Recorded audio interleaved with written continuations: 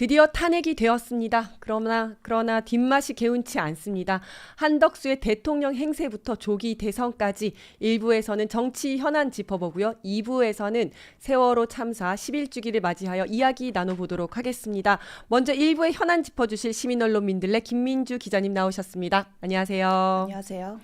네, 한덕수가 대통령 몫의 헌법재판관을 지명을 했습니다. 네. 근데 권한대행인데 대통령 몫의 헌법재판관을 임명을 할 수가 있나요? 이것 때문에 한 주간 엄청 시끄러웠는데요. 네. 그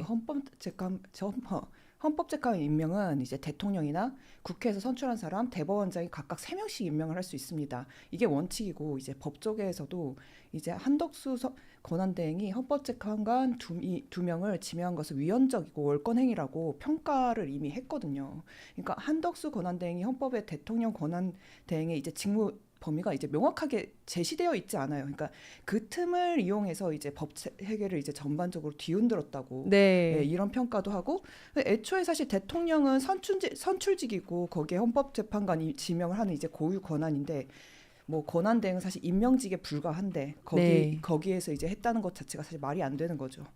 뭐 2017년에 이제 박근혜 전 대통령이 탄핵됐을 때도 이제 황교안 전 국무총리가 이선의 전 재판관을 임명한 적은 있는데 이미 양승태 전 대법원장이 지명을 했던 후보자예요. 그렇죠. 그러니까 네. 대통령의 몫은 아니었던 거죠. 아닌 거죠. 네, 기존에 네. 이제 정해져 있던 거니까. 대법원장 네. 몫이었던 거죠. 네, 네. 이제 뭐 이런 상황인데 사실 2달 뒤면 대선이지 않습니까? 맞습니다. 22일 때 이제 대통령 선거가 있는데 2달짜리 이제 권한 대행이 헌법재판관을 임명한다는 것 자체가 사실 논란거리가 될 수밖에 없죠. 맞습니다. 그래서 이제 헌법에 보면 헌법재판관을 세 가지 축에서 하도록 되어 있는데 이제 대통령, 국민이 선출한 대통령과 국민이 선출한 국회, 그리고 사법부 독립을 의미하는 대법원장이 하도록 되어 있는 거거든요. 그런데 본인은 그중에 아무것도 속하지도 않는데도 본인이 이렇게 기습적으로 지명을 한 거죠. 특히 이완규는 좀 문제가 있다고 보이는데 어떤 문제들이 있습니까? 뭐 사실 이완규 전부터 사실 마은혁 재판관 임명을 하지 않으면서 내란 세력 뒤를 밀어준다는 말이 계속 나왔었잖아요. 그래서 네. 민주당 추천이 이제 재판관의 임명을 막아서 탄핵 심판에 영향을 주려고 한다 이렇게 했는데, 뭐 지금 조기 대선에 치러지는 상황에서 이완규 법제처장을 헌법재판관으로 임명하는 것 자체가 윤석열의 알박기 인사라고 이렇게 해석하는 사람들이 많습니다. 네. 애초에 뭐 윤석열과 서울대 법대 동기, 사법원 연수원 이제 동기인 상황인데 윤석열 정권 내내 이제 법률 해석을 할 때마다 유리하게 이제 도와주기도 했고요. 그리고 123 비상계엄 이제 하루 다음 날에 삼청동 대통령 안가에서 윤석열 측근과 비밀 회동을 가져가지고 이제 회동 직후에는 휴대전화를 교체했어요. 이거 모든 사람들이 다 알고 있는 상황인데, 그래서 불법 계엄령 관련 논의를 한 것을 이제 증거로 인멸하는 의혹까지 있죠. 그러니까 사실 피의자인 상태잖아요, 지금. 그렇습니다. 네. 실제로도 공수처에 입건이 되어 있는 상태죠. 네. 네. 그래서 뭐 이제 결국에 내랑 종식을 이제 막으려고 이제 이완규 법제처장을 이제 헌법재판관으로 임명했다, 이런 말이 사실 안 나올 수가 없는 상황입니다. 맞습니다. 그리고 이완규는 실제로 내란 세력인데 이 내란 세력을 헌법을 파괴한 세력을 헌법재판소에 넣어서 헌법을 마음대로 주무르게 하겠다는 겁니다. 그야말로 헌법에 대한 모독이 아닐 수 없다. 그리고 지금까지 헌법재판관들이 결정을 했던 내용들과 전혀 반대되는 완전 윤석열의 입장에서만 계속 법에 대한 해석을 해왔어요. 예를 들어서 마은혁 재판관 임명 보류하는 게 맞다. 그리고 윤석열 체포에는 문제가 있다. 그리고 뭐 이번에 나온 건 아니지만 검찰은 헌법기관이다. 뭐 헌법재판소에서 검찰은 헌법기관 아니라고 이야기를 했거든요. 그런데 이렇게 헌법의 해석과는 전혀 다른 이야기를 하고 있는 사람을 헌법재판관으로 지금 임명을 하겠다라고 하는 거죠. 굉장히 문제가 많습니다. 그리고 이완규 때문에 지금 좀 베일에 가려져 있습니다만은 또 한 명이죠. 함상훈 판사. 함상훈 판사도 뭐 몇 가지 문제가 있는 걸로 드러났는데요. 어떤 이야기 있습니까? 이게 지금 8년 전에 그때 아마 되게 이슈가 됐던 걸로 사실 기억이 되거든요. 이제 버스 요금 2,400원을 횡령한 버스 기사를 해고해야 된다는 게 정당한 판결이다. 네. 이렇게 판결을 내린 적이 있습니다. 근데 버스 기사의 횡령 행위는 이제 액수와 상관없이 중대한 법 위반이라고 이제 함상훈 판사가 이제 판결을 내린 건데요. 근데 해당 운전기사가 17년간 단 한 번도 돈을 잘못 입금한 적도 없고, 뭐 성인 요금을 학생 요금으로 잘못 계산해가지고 2,400원을 부족하게 입금한 것 뿐이에요. 그러니까 어떻게 보면 굉장히 사소한 그렇죠. 실수라고 밖에 볼 수 없는데 그래서 사실 이것 때문에 시민단체들이 오늘 또 이제 기자회견을 하면서 노동자를 위로하지 못하고 손을 잡아주지도 못하는 헌법재판관을 임명시키면 안 된다. 뭐 이렇게 주장하고 있습니다. 저는 이걸 보면서 네. 어떻게 이렇게 고위공직자들과 또는 이렇게 정말 버스 기사, 노동자에 대한 판단이 이렇게 다를 수가 있나라는 생각이 드는 게 우리가 중대한 법 위반이다 아니다 이런 얘기 많이 들어보셨잖아요. 그렇죠. 그 지금까지 장관들 다 이제 탄핵이 되면 뭐라고 하냐면 법 위반은 맞다. 하지만 중대한 법 위반은 아니기 때문에 파면 사유되지 않는다라고 하면서 계속해서 탄핵이 기각되어 왔어요. 맞습니다. 그런데 지금 2,400원 횡령한 거는 중대한 법 위반이다라고 하면서 해고를 시킨 거거든요. 어떻게 이렇게 다를 수가 있나? 이거는 사실 아예 감수성이 결여돼 있는 게 아닌가. 그렇죠. 네. 네. 정말 네. 정말 이런 사람이 헌법재판관이 된다면 아니 그렇다면 똑같은 기준을 들어서 아주 작은 법 위반을 했어도 장관이라 할지라도 고위공직자라 할지라도 다 파면을 해야 될 건데 그렇죠. 그건 또 그러지 않지 않습니까? 정말 너무나 불평등하다. 정말 만인 앞에 평등한 법이 아니라 만 명 앞에 평등한 법이 아닌가 이런 생각도 또 들었습니다. 자, 이걸 어떻게 막을 수 있을까? 민주당에서는 효력정지 가처분 그리고 권한쟁의 심판을 지금 청구한 상태입니다. 효력정지 가처분은 이르면 다음 주 초에 결론이 날 텐데요. 효력정지 가처분이라는 거는 지금 한덕수 권한대행이 이 두 명의 재판관에 대해서 재판관을 지명한 효력을 정지시키는 겁니다. 만약에 이것이 이제 인정이 되면 인용이 되면 지금부터 이제 쭉 멈추게 되는 건데요. 한번 지켜봐야 할 것 같습니다. 자, 다음 이슈 넘어가겠습니다. 경호처에서 초유의 연판장 사태가 있었다고 합니다.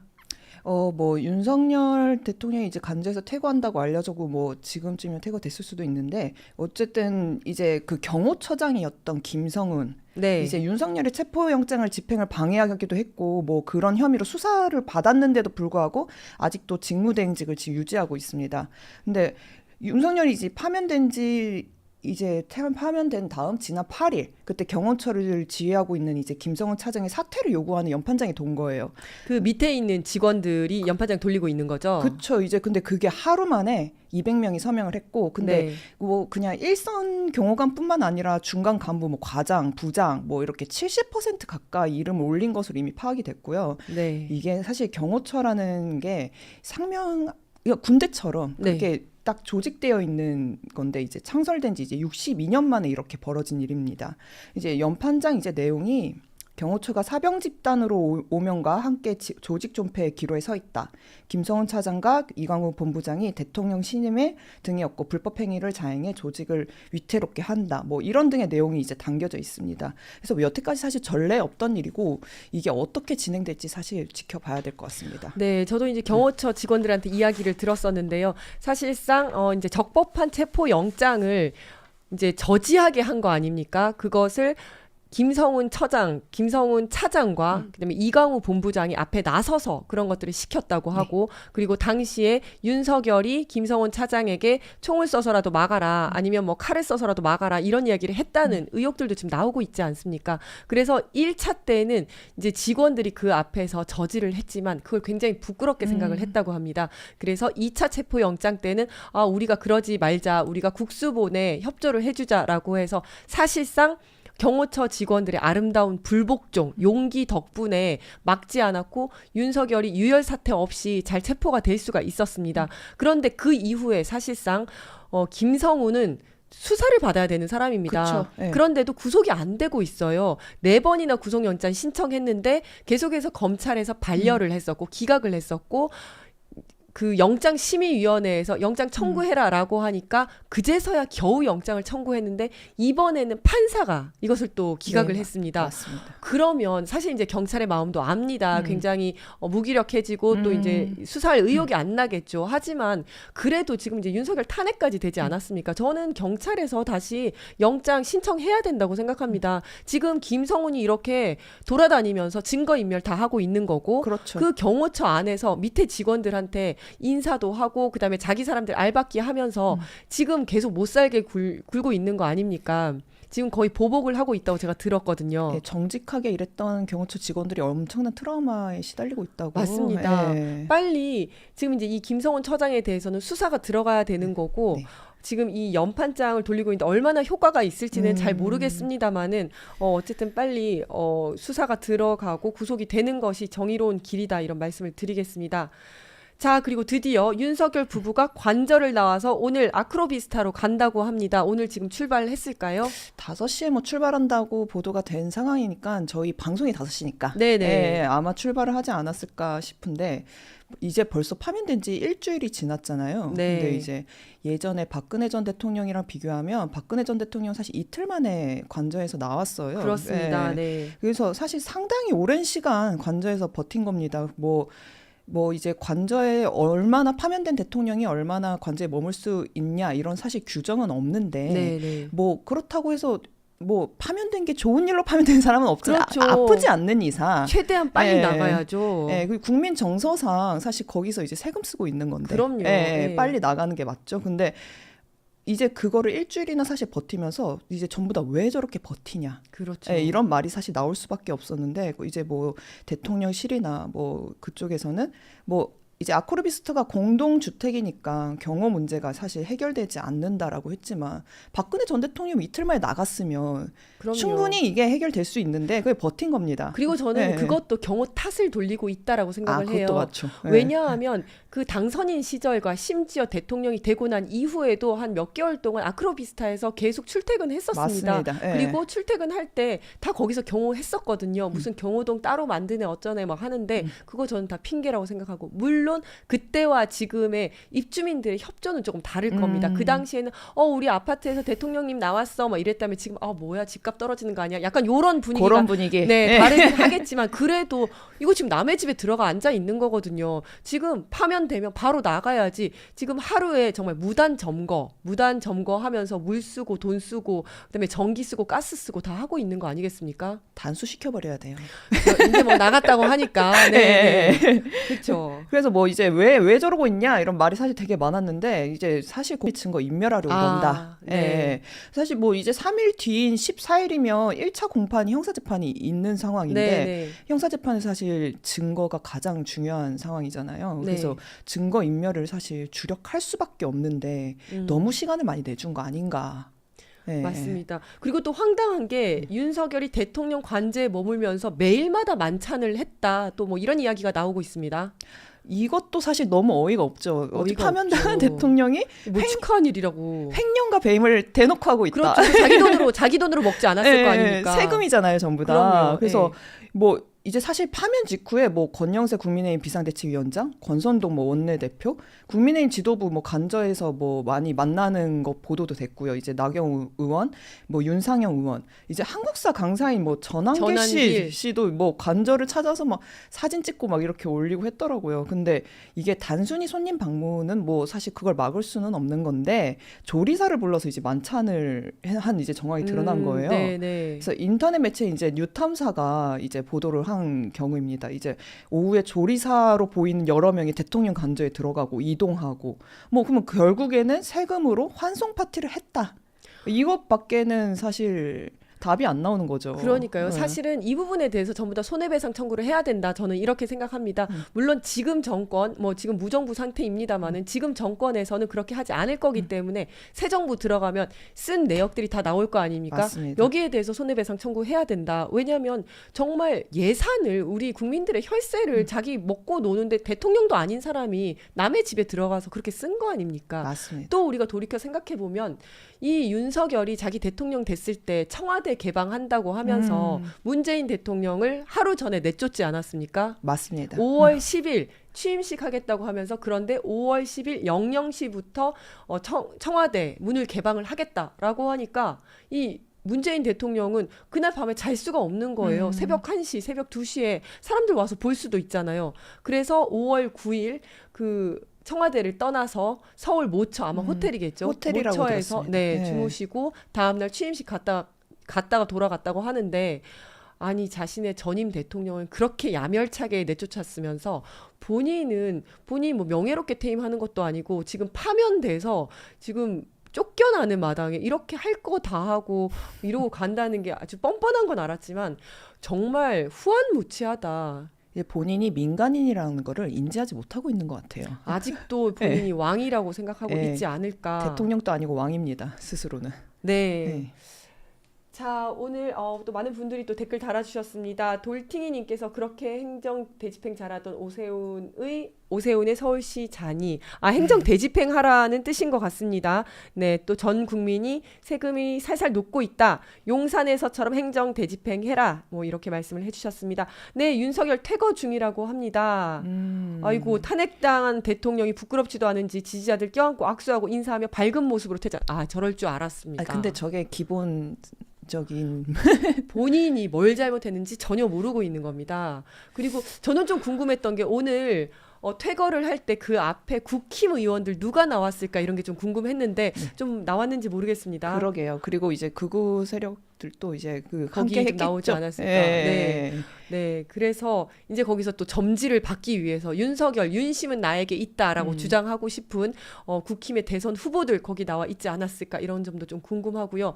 여기서 나올 때 또 무슨 메시지를 냈을까 뭐 별로 궁금하진 않습니다만은 지금까지 탄핵되고 난 다음에 두 번의 메시지를 냈는데 정말 이거는 대통령의 말이 아니었습니다. 말과 글이 아니라 그저 개인의 소회 정도였습니다. 대통령이라면 지금까지 자신이 잘못한 거에 대해서 사죄를 하고 반성을 하고 국민께 잘못했다. 나는 앞으로 사죄와 참회를 하며 살겠다. 모든 법적 책임을 지겠다. 이런 얘기를 하면서 국민 통합을 당부해야 되는 거 아니겠습니까? 맞습니다. 그런데 거기에 대고 뭐 나를 지지해 준 사람들에게 고맙고 안타깝고 뭐 기도하겠다. 뭐 이런 얘기를 하고 있으니 본인이 대통령이라는 생각을 한 번도 한 적이 없었고 나는 그냥 사인 윤석열로서 이 지지자들 내가 그냥 앞으로 계속 데리고 가면 된다. 이런 생각하고 있는 거 아닌가.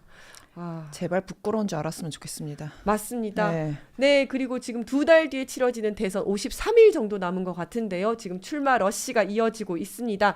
자, 민주당에서는 먼저 이재명 후보가 출마 선언을 했고요. 네, 무너진 민생과 평화, 민주주의를 회복해야 한다고 강조를 했습니다. 그 밖에 김동연 후보, 김경수 후보, 김두관 후보가 나올 걸로 예상이 됩니다. 그리고 국힘에서는 굉장히 많은 후보들이 우후죽순으로 출마 선언을 했는데요. 처음에 한 20명까지 나온다는 이야기가 있다가 지금 조금 정리가 됐어요. 10명에서 15명까지 나온다. 뭐 이런 이야기를 하고 있습니다. 저는 이렇게 내란 정당 정말 탄핵된 대통령을 배출한 책임 있는 정당, 이번 보궐선거에 책임 있는 정당에서 후보를 내는 게 과연 맞나라는 생각이 들긴 합니다. 왜 사과를 하지 않는 걸까요? 그렇죠. 네. 사과를 하지 않고 있습니다. 뭐 하나 순서를 지키는 게 없어요. 맞습니다. 네. 그런 상태에서 지금 우후죽순 대선 후보만 지금 내고 있는데요. 한동훈, 오세훈, 나경원, 홍준표, 안철수, 김문수, 한덕수까지도 나올 수도 있다. 뭐 이런 이야기가 그쵸. 나오고 있습니다. 오늘 말이 나오고 있더라고요. 네, 그러고요. 뭐 1차, 2차, 3차까지 경선 룰이 정해졌는데요. 1차 경선에서는 4명까지 압축을 한다고 합니다. 여기에 대해서 또 이거는 뭐 역선택 방지를 한 그 국민 참여 여론조사이기 때문에 이거는 사실상 당신만을 반영한 거라서 유승민 의원 같은 경우에 또 여기에 대해서 반발을 하고 있다고 합니다. 네, 과연 누가 또 후보가 될지, 민주당에서는 누가 후보가 될지, 네, 좀 더 지켜봐야 될 것 같습니다. 자, 오늘 현안은 여기까지 살펴보고요. 2부에서는 세월호 참사 11주기를 맞이해서 유민 아빠와 윤솔지 감독 모시고 이야기 나눠보도록 하겠습니다. 오늘 감사합니다. 감사합니다. 네.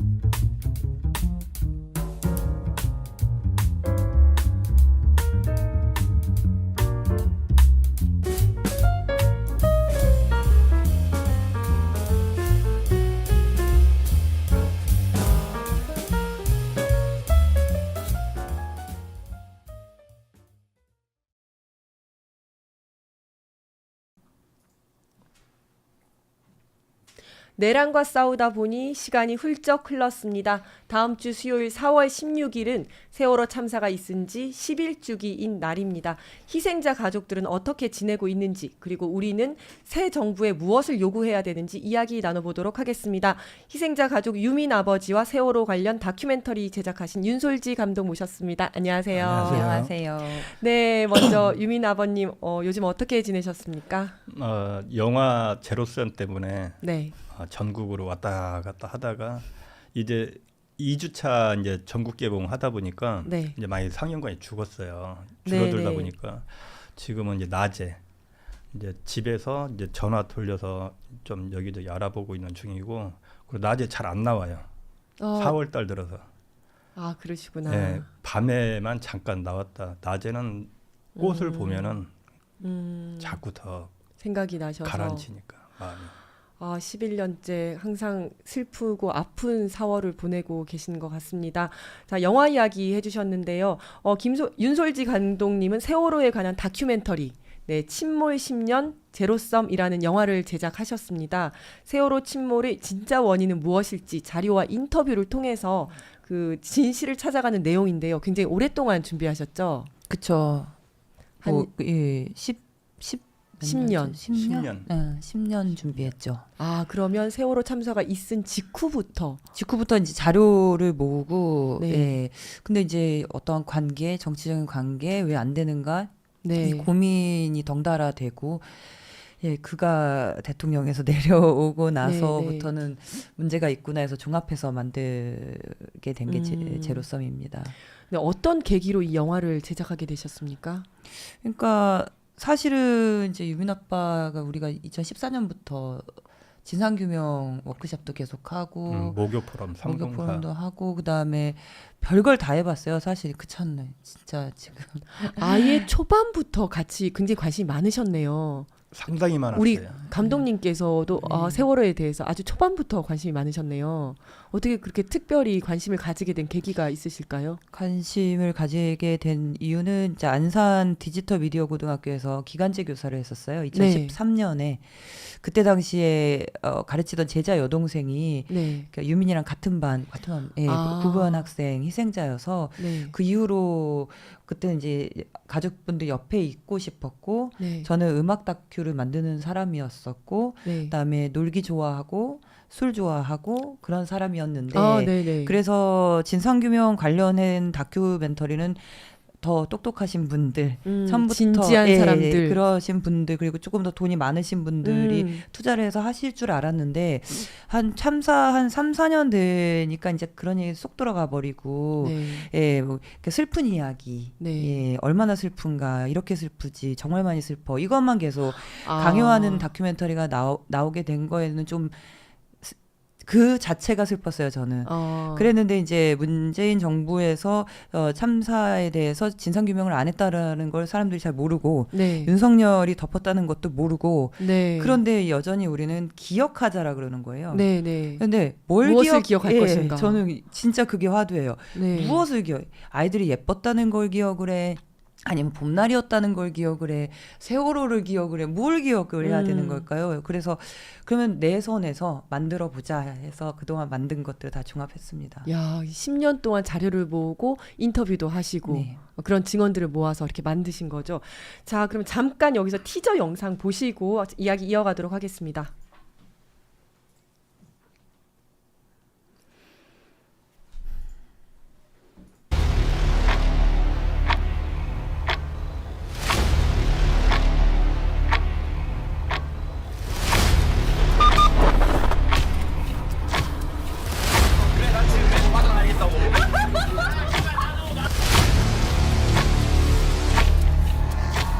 지금 구조 작업 안 하고 있구만.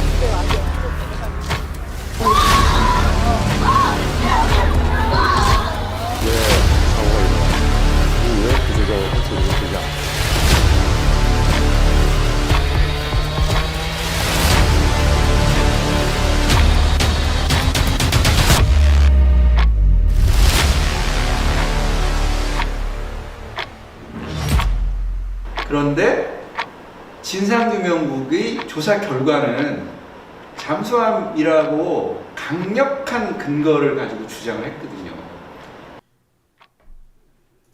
성관이가 네. 이 영화를 보면 이제 뒷부분에 잠깐 나왔는데 그동안 음모설로만 좀 여겨져 왔었던 외인설이라고 하죠. 외력설. 네.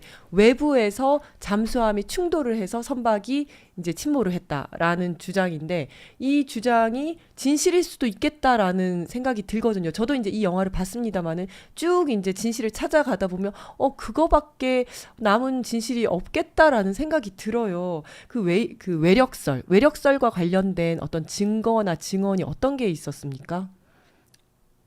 그 영화에 네네. 나오듯이 네. 저희는 이제 그 영화를 일단 보면은 알아요. 네. 저희가 뉴스 언론에서 방송을 해주지 않은 네. 자료들이기 때문에 네. 몰라요 국민들 네. 전혀. 네. 그리고 많은 자료들은 또 이제 우리가 뭐 조작해서 만든 것도 아니고 네. 뭐 특별조사위 세월호 선체조사위부터 그다음에 특별 사참이 원래는 특별법 네. 2기까지 했었잖아요.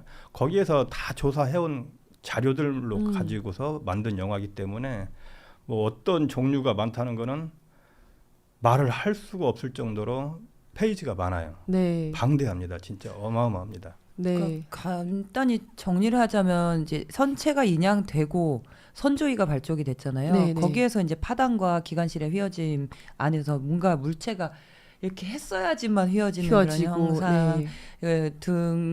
그다음에 스테빌라이저가 네. 꺾인 형상을 보고 외력설을 공식화했죠. 그 네. 사참위에서도 공식화했습니까? 선조위에서 선조위. 공식화로 3대 3이었죠. 내인설과 외력설 합의를 네네. 보지 못한 거라고 하지만 그것이 공식 조사 기구에서 언어로 쓰인 거죠. 최초로. 네. 선조위에서. 그러면 네. 3대 3으로 하자. 네. 그다음에 이제 사참위로 지속이 된 건데 그걸 받아서 지속한 사참위 조사국 직원들은 외력이 맞다고 하는데 네. 그 이제 결정 내리는 위원들은 정무적인 판단에 의해서 그렇다고 할 수 없다라고 네. 얘기를 해서 배제할 수 없으나 배제할 수 없어 이런 네. 말로 침몰 원인 미상인 채로 지금 11년이 되고 있죠. 그러면 정확하게 진실 규명이 되지 않고 네네네. 그냥 거기서 묻어져 버린 거네요. 그렇게 끝난 건데 그게 다 진실이 밝혀졌다고 하는 사람들이 있어요. 이게 선체조사위에서는 네. 외력술이 더 강했어요. 강했었고요. 한참 강했었고 이제 이걸 이제 사참위에서 결론적으로 이제 백서를 써야 되잖아요. 네, 우리가. 네. 백서를 쓰는 과정에 있어서 전원위에서 네. 다운을 시킨 거죠. 네, 톤 다운. 그러니까 내력설로 내인설로 밀어붙인 뒤집힌. 거죠. 예. 어떻게 보면 좀 뒤집혔다고 할 수가 아니죠. 있겠네요. 내인설은 다 기각이 됐기 때문에 뒤집혔다고 네. 할 수 없죠. 내인설은 기각을 했어요. 아예 기각을 네네네. 했어요? 네. 그러면 그러니까. 그 사참위의 결론은 뭔가요? 미상. 미상. 네. 미상으로 그냥 끝이 났네요. 네네네. 그러니까 저도 영화를 보면서 기억에 남는 장면이 어딘가에 부딪힌 듯이 갑자기 흔들리면서 한쪽으로 쏠리는 짐들이 한쪽으로 쏠리는 이런 모습들이 있었던 것으로 기억을 하거든요. 굉장히 많은 증거들과 그리고 또 증언들이 있으니까 이 시청자 여러분들께서는 반드시 이 영화를 한번 보시기를 강력하게 추천을 드리겠습니다. 그리고 그러면 이 자료들을 봤는데 어려움은 없으셨습니까? 어려움 이 자료들을 이렇게 봤는데, 그러니까 자료들을 굉장히 많이 이렇게 하셨더라고요. 그죠. 그러니까 아마 신뢰를 쌓는데 어려웠던 것 같아요. 초창기에 제가 4월 22일 날 갔음에도 불구하고 그러면 참사한 지 6일째잖아요. 근데도 이미 가족분들은 굉장히 배타적이었어요. 네. 예, 그 전에 이제 16일에서 20일 사이에 언론한테 당한 것도 너무 많으시고 정부 요원들도 굉장히 많았고 했기 때문에 배타적이고 그리고 이제 아이들 잃은 슬픔에 굉장히 그냥 정말 그냥 그래 다가갈 수 없는 분들이었죠. 그래서 그 신뢰를 쌓는데 되게 오래 걸렸던 것 같아요. 진도에서 네. 가족들이 5.18 때 고립됐다는 걸 알고 있잖아요. 네. 제가 이제 일주일 만에 이제 아이가 나왔는데 네. 우리는 고립됐다. 8일 만에 나왔구나. 8일 만에 네. 나왔는데 고립됐다는 걸 느꼈어요. 진도 아무튼 유민희 동생 윤아도 카톡으로 진도 지금 우리가 언론이 계속 배 500척 가 있고 헬기 몇 대 계속 보고 네. 거짓 보고 하고 있었잖아요. 언론이. 네. 그거를 알려야 된다 하고 카톡을 날렸는데 안 들어가요. 네. 그러다 보니까 나 혼자만 그런 게 아니라 가족들이 되게 많았어요. 그러다가 네. 고립됐다. 이걸 느꼈죠. 그러니까 그걸 겪었으니까 누구든지 다가오잖아요. 누구도 믿을 수 없는 상태. 네, 그리고 뿌락지가 많았어요. 아, 뿌락지라고 유가족끼리 싸움을 시켜요. 분열시켜서. 계속 실내 체육관에서 소리쳐가지고 가족인 척하면 행세하는 사람이 되게 많았고 싸움을 붙여요. 그래서 그런 걸 많이 느껴서 누구든지 다가오면은 네. 저 뿌락지 아니야? 이거부터 나오게 됐던 서로 거예요. 의심하게 만들고. 네, 이걸 정부가 만드는 거예요. 조작을 네. 그러니까 단적인 예로 처음에 체육관에 거의 2,000명이 와서 다 유가족이라 그랬대요. 네네. 근데 2학년 10반까지 있거든요. 네. 난 근데 막 2학년 11 11반 반이야. 이런 식으로 하고 그래서 유민 아빠가 이제 명찰을 달자, 아이 네, 명찰을 네. 달자 이러면서 쑥 빠졌다 그러더라고요. 맞죠? 3일째 네. 도저히 안 되겠어서 내가 이제 가족 반별 다 모여가지고 네. 밤에 갑자기 긴급 회의를 했어요. 이거 명찰을 아침까지 만들어 달라. 네. 선생님한테 네. 교사가 이제 쭉 와 있었거든요. 단원고에 교사님한테 명찰을 몇 학년 몇 반 엄마 아빠 이름 딱 써서 숫자대로만 맞춰와라. 그래서 아침에 다 배포를 했죠. 네. 이 건 사람만 발언권을 줬어요. 그 이후부터 이제 체계가 잡혀갔던 거죠. 그 가짜 학부모들은 뭐 하시는 분들인가요? 어떤 정보과도 유튜버. 있고. 아, 경찰 정보과. 예, 정보과에서도 네. 있었고 정보과 실질적으로 우리가 잡았어요. 네, 네. 잡아가지고 가족들이 막 얘기하고 있는데 핸드폰을 훔쳐가지고 녹취하고 사진 그걸 찍고. 잡았어. 아. 잡아서 보니까 개장이야, 개장. 정보과 개장.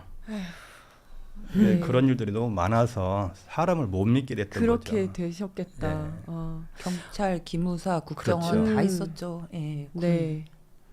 네, 아주 힘든 시간들을 보내셨을 것 같습니다. 자, 그리고 또 궁금한 게 이 영화의 제목이 제로섬이에요. 이 네네. 어떤 의미입니까?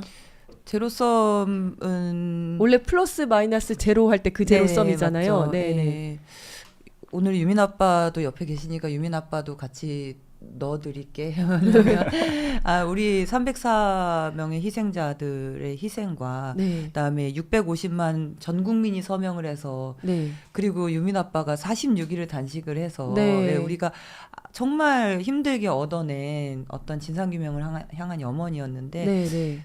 그 못된 자들에 의해서 영으로 말아먹었다. 그래서 제로섬이고 제목이 침몰 10년 제로섬이잖아요. 네. 그래서 10년까지는 0이니까 이제 진상규명 원년으로 좀 해보자. 이렇게까지 멋있게 말하게 됐습니다. 아, 그렇군요. 정말 모두가 염원하면서 진실 네. 규명을 하기 위해서 했었는데, 아, 그 못된 자들이라고 하는 거는 아마도 뭐 그 안에는 정치인도 있을 거고, 이걸 자신의 정치적 이해를 위해서 네. 쓰려고 했었던 사람들도 있을 거고, 그죠? 아, 그 사이에서 참 상처도 많이 받으셨겠다, 이런 생각이 듭니다. 또 영화를 만드시면서 힘드셨던 점, 어떤 거 있으셨어요? 영화를 만들면서 힘들었던 것도 있는데 요즘에 그런 네. 생각이 들어요. 그러니까 4월 16일까지 우리가 꼭 개봉관에 있고 많은 분들이 보셨으면 좋겠거든요. 네네. 근데 여전히 괴롭히는 사람들이 많아요. 어떤 사람들요? 그러니까 뭐 악플을 단다든지 뭐 음. 윤솔지 쓰레기라고 한다든지 뭐 저 어불성설이다 음모론자다 뭐 예, 뭐 아니, 영화라도 그- 한번 보고 그런 얘기를 하던지. 그러니까요. 네. 그런 게 근데 지금 돌이켜 보면 10년 동안 그랬어요. 네. 10년 전하고 똑같아요. 아, 10년 동안 그랬지. 네. 정말. 예, 10년 전이나 지금이나. 지금이나 똑같은. 예. 근데 저희 같은 경우는 그냥 이거 해서 진상규명 정말 단순하거든요. 근데 네. 그렇게 괴롭히는 사람들은 정말 그 카테고리가 되게 많아요. 근데 네. 그것을 10년 동안 할 수 있다는 그 끈기 있잖아요. 오히려 그게 더 존경스러워. 존경스러워요. 예, 그래서 무너지기 어떻게 하면 무너질 수 있지? 막 이런 고민이 좀 드는. 네. 지금 꽃을 봐서 슬프다고 하셨는데 저도 얼마 전부터 좀 그런 것 같아요. 근데 아이들의 죽음에 그럴 수 있을까? 그러니까요. 인간으로서 그런 생각도 들어요. 네. 그 혹시 제로섬에 여기 네이버에 들어가면요. 네. 네이버에만 있거든요. 네이버에 들어가면 침몰심 제로섬 치면은 관람평이 있어요. 네, 네. 그걸 한번 이거 보시는 분들 열어보시고 네. 한번 밑으로 쭉 내려보세요.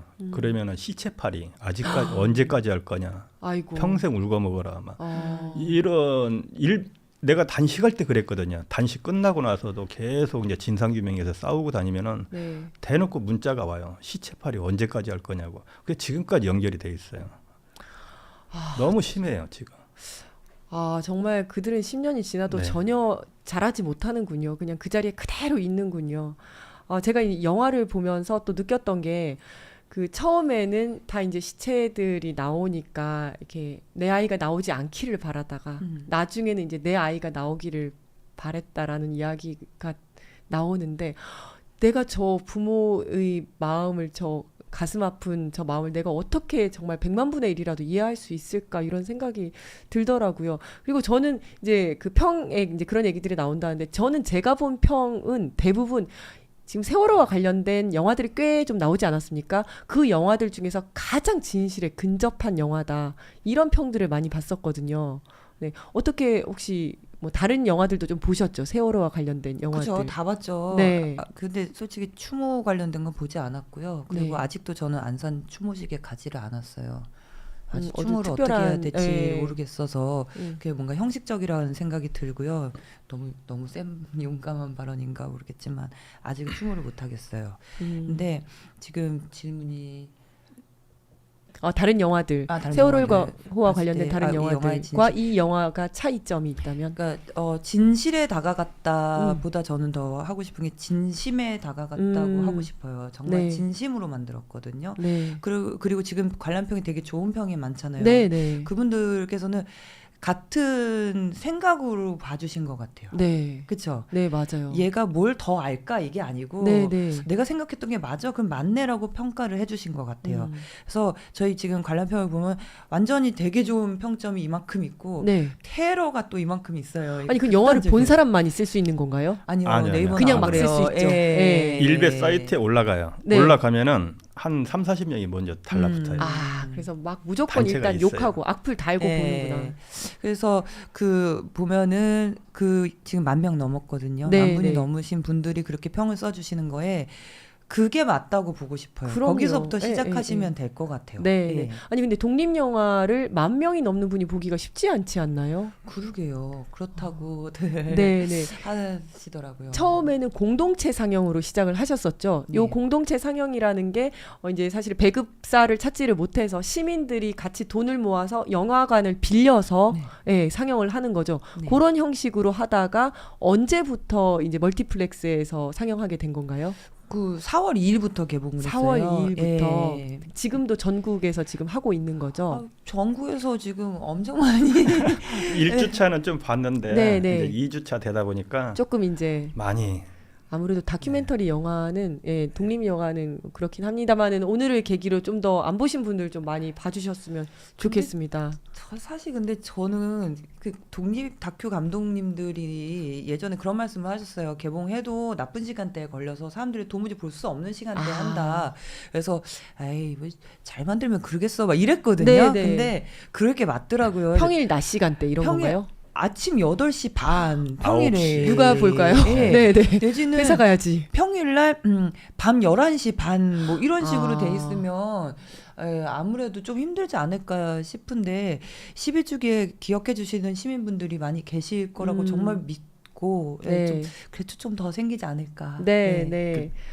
어떤 이런 다큐 영화는 상영관을 잡잖아요. 잡으면 거의 이제 일주일 단위로 해주는데 네. 진짜 관객이 많아야 2주차까지 해주는 단계가 네. 오는데 저희 제로섬도 많은 기대는 솔직히 안 했어요. 저도. 네, 네. 근데 이제 앞으로 중요한 게 뭐냐면 지금 상영관이 한 40여 군데에서 한 5곳, 6곳으로 이제 줄어들기 시작했어요. 네, 네. 지금 거의 이제 상영은 끝났다 보고요. 그다음에 15, 16일 날, 그다음에 4월 11주기를 기점으로 해서 지금 상영관 20개가 공동체 상에 잡혀 있어요. 네, 또 계속 네. 들어오고 있고요. 예. 그러니까 일반 상영관에서 안 해준다고 그러면은 세월호 11년 동안 어떻게 가정이 흘러왔는지 또 유가족들이 11년 동안 어떻게 보내왔는지를 알고 싶으면은 이제 파면도 끝났잖아요. 네. 네, 그러니까 이제 단체들이 모여서 각 지역에서 공동체 상영으로 위주로 다시 한번 또 해주셨으면 좋겠다는 거예요. 그럼 우리 네. 유민 아버지께서는 이렇게 전국에 돌아다니면서 같이 이렇게 보신 건가요? 행사 같은 것도 있었나요? 행사라기보다 그동안 11년 동안 잊지 않고 어떤 영화든 다큐든 나오잖아요. 세월호 네네. 영화가 나오면은 아 세월호 영화 또 나왔네. 그냥 세월호 영화겠지라고 해요. 근데 보면은 진짜 완전히 틀려요. 네, 나부터도 네. 틀려졌거든요. 네. 그러니까 이거를 보셔야 된다고 하니까 그냥 네. 무조건 공동체 상영 해주셔라. 네. 그리고 제가 가는 거는 시간 나는 곳은 꼭 가서 아. 고마워서. 공동체 상영할 때 가셔서 인사하시고 예, 고마워서. 하시는구나. 왜 네. 11년 동안 다 잊고 살고 또 거의 머릿속에서 이제 지워질 단계가 왔는데도 공동체 상영을 해서 많이 봐주고 하니까 네. 너무 고마운 거예요. 네. 그래서 이제 고맙다는 인사차 가는 거예요. 네, 여기 문주현 님께서 저 다큐 2번 봤습니다. 네.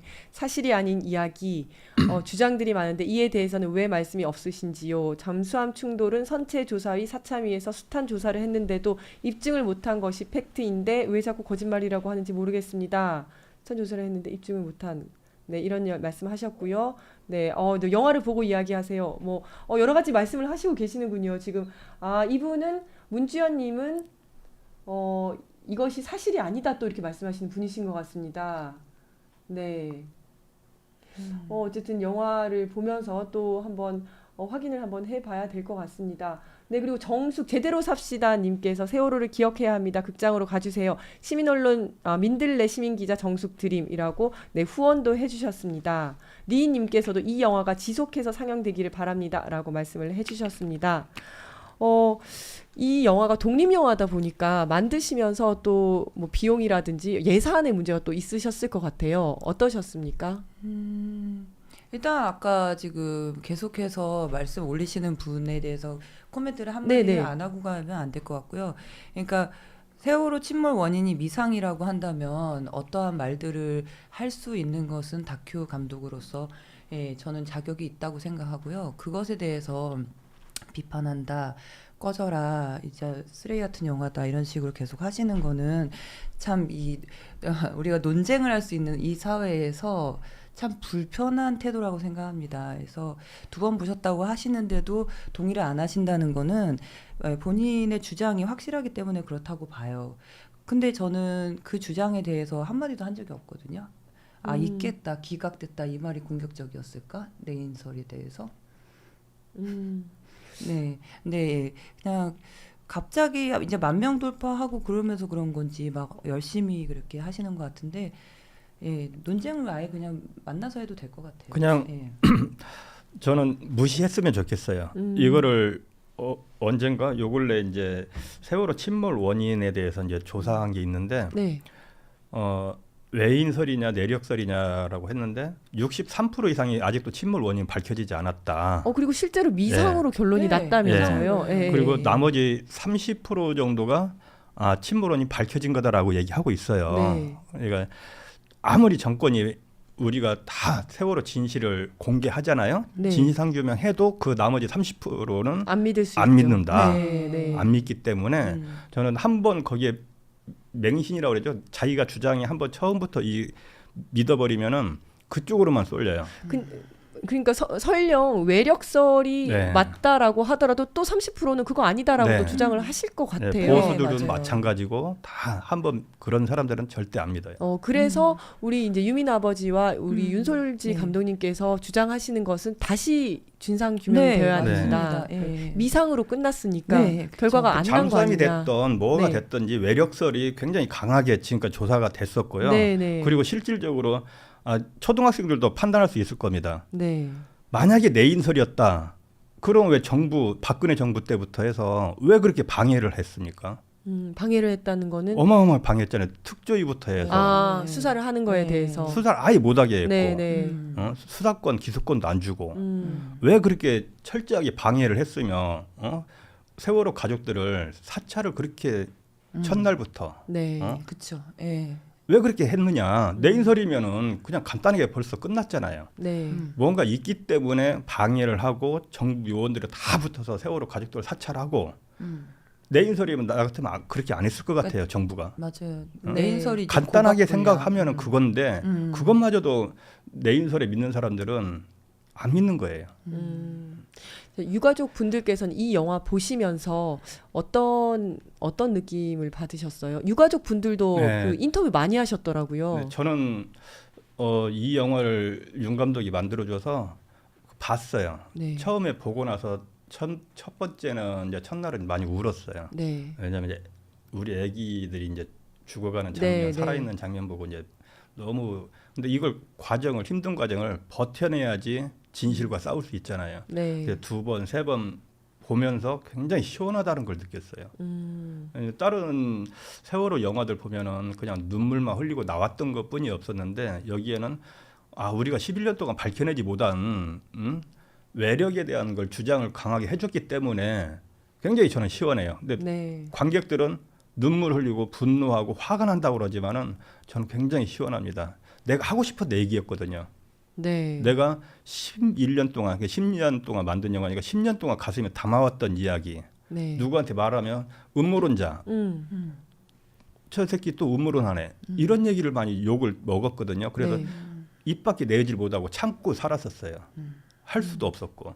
그러다 보니까 이 영화를 보고 나서 정말로 내가 하고 싶었던 얘기를 다 해줘서 영화로 만들어줬다. 너무 시원한 거예요.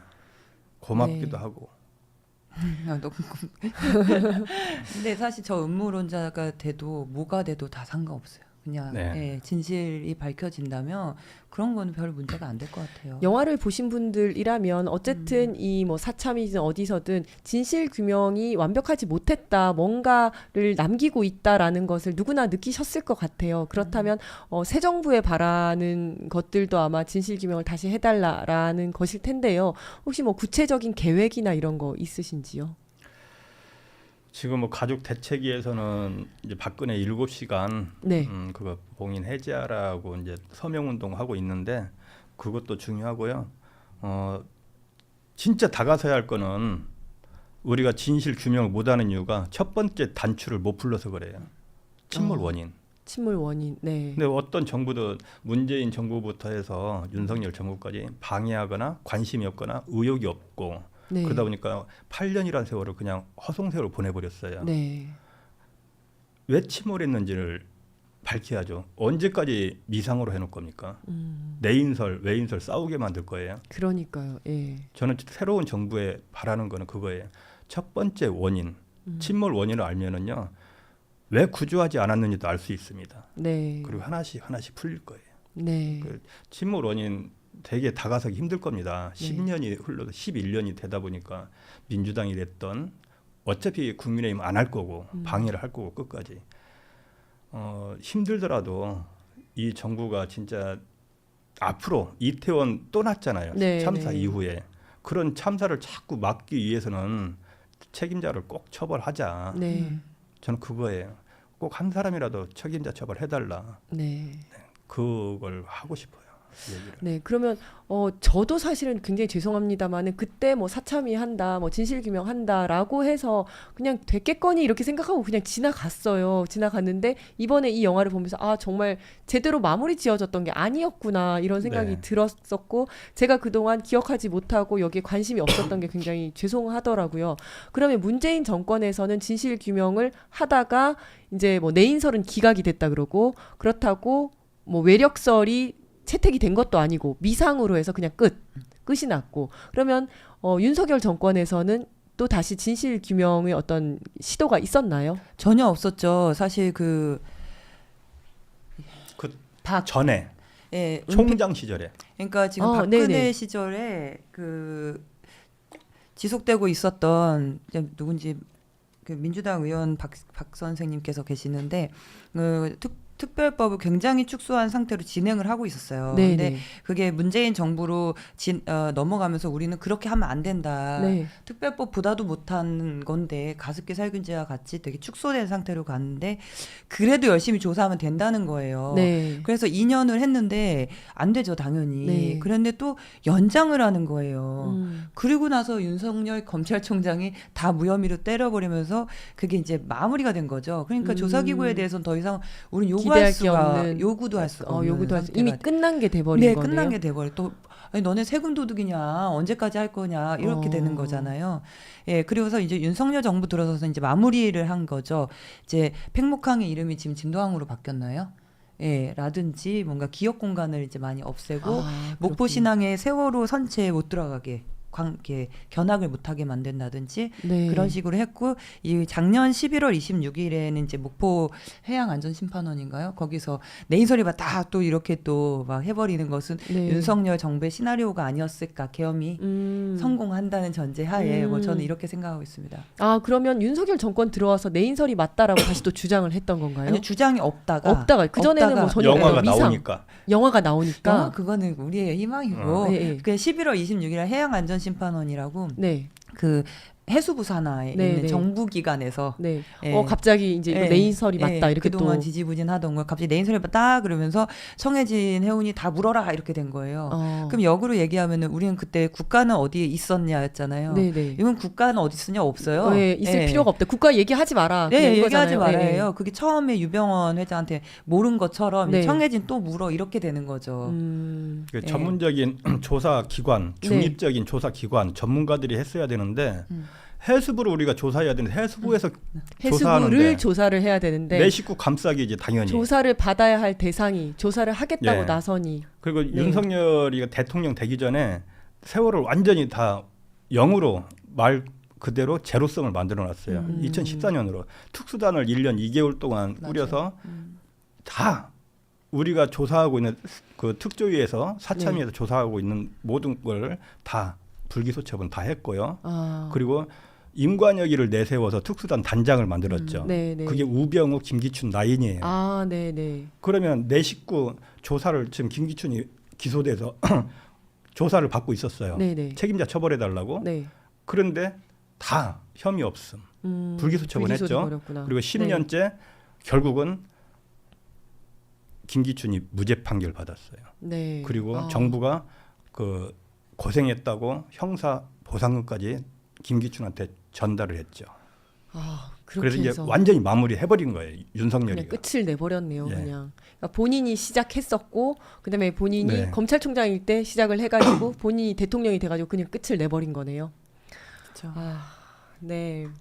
아니 굉장히 말씀하실 것도 많겠지만 정말 우리가 이 영화를 보고 또 많은 걸 느끼고 사람들에게 또 이야기도 많이 하고 정말 진실이 뭔지 저는 내인설이다 외력설이다 싸워도 좋으니까 다시 한번 네. 이거 이야기가 다시 나오면 좋겠다는 생각이 들어요. 맞아요. 영화를 보고도 이거는 나는 아무래도 내인설인 것 같아. 그러실 수도 있고 아니면 지금까지 몰랐던 사실을 또 알게 되실 수도 있고 어쨌든 와글와글 여기에 대한 진실 규명을 위한 목소리들이 좀 나오면 좋겠다는 생각이 듭니다.